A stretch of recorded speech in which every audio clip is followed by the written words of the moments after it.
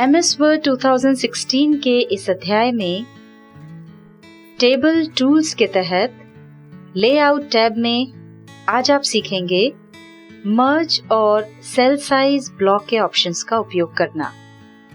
यदि आप MS word में किसी टेबल पर कार्य कर रहे हैं और आप उसमें सेल्स को मर्ज करना चाहते हैं या टेबल के किसी सेल को सब टाइटल के लिए रो और कॉलम में विभाजित करना चाहते हैं या किसी टेबल की रो और कॉलम की साइज चेंज करना चाहते हैं या फिर आपने कोई बड़ी टेबल तैयार कर ली है और उसे सब्जेक्ट वाइज अलग अलग छोटी छोटी टेबल्स में बांटना चाहते हैं, तो ये सब कैसे कर सकते हैं वो हम आपको बता रहे हैं।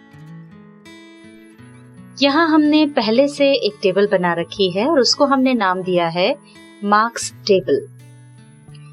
चूंकि यह टेबल का हेडिंग है इसलिए हम चाहते हैं कि ये नाम एक ही रो में यहाँ पूरा नजर आए। तो उसके लिए इस रो को सिलेक्ट करेंगे और लेआउट टैब के मर्ज ब्लॉक में जाकर मर्ज सेल्स ऑप्शन पर क्लिक करेंगे। देखिए इस रो के सभी सेल्स मर्ज होकर एक रो में कन्वर्ट हो गए हैं। यहाँ इस टेबल में हमने स्टूडेंट्स को जो मार्क्स प्राप्त हुए हैं वो लिखे हैं, पर हम ये लिखना भूल गए हैं कि ये मार्क्स उन्हें कितने मार्क्स में से प्राप्त हुए हैं।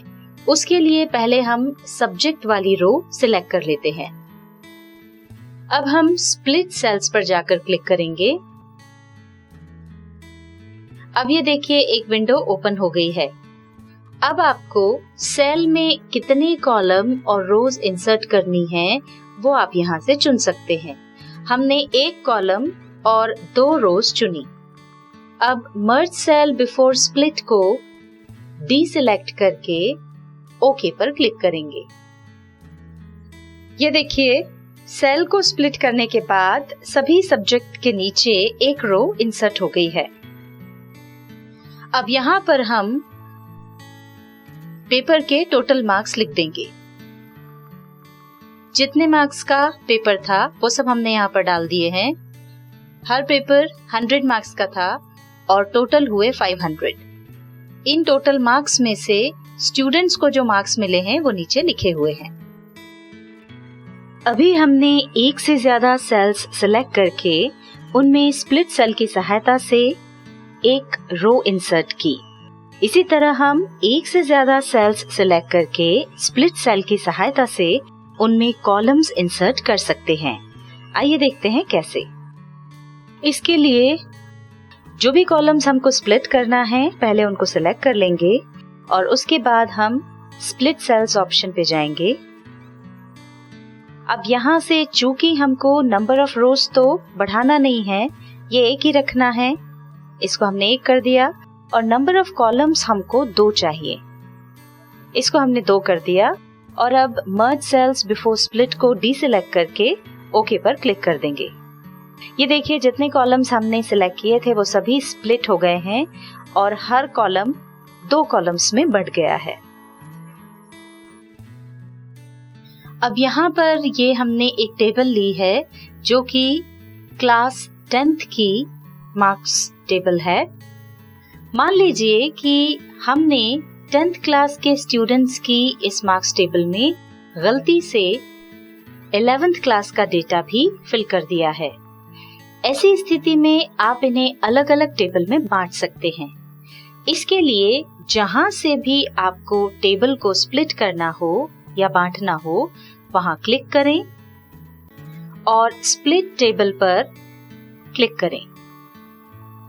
ये देखिए यहाँ से ये टेबल अलग हो गई है।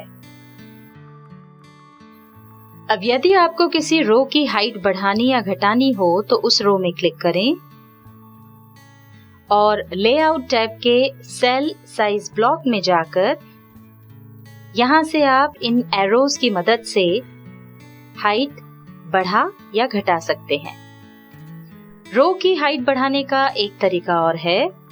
जिस रो की हाइट बढ़ाना हो उसकी लाइन पर क्लिक करके ड्रैग करें और जितनी भी हाइट चाहिए अपनी आवश्यकता अनुसार आप उतनी हाइट उसकी बढ़ाया घटा सकते हैं।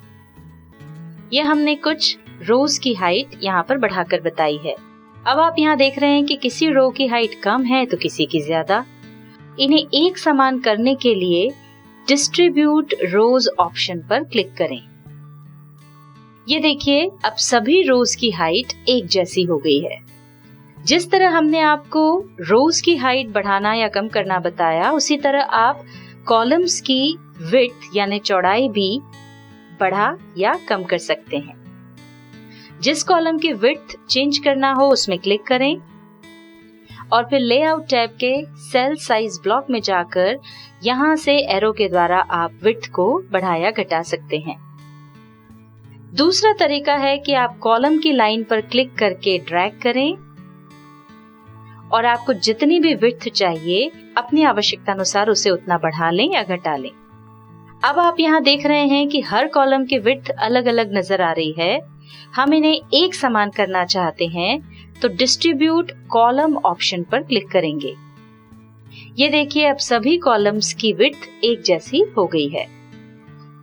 सेल साइज ब्लॉक में लास्ट ऑप्शन है ऑटो फिट। इस पर क्लिक करने पर आपको auto fit contents, auto fit window और फिक्स्ड कॉलम विड्थ ये ऑप्शंस मिलते हैं, जिन्हें हम इंसर्ट टेबल वाली वीडियो में बता चुके हैं।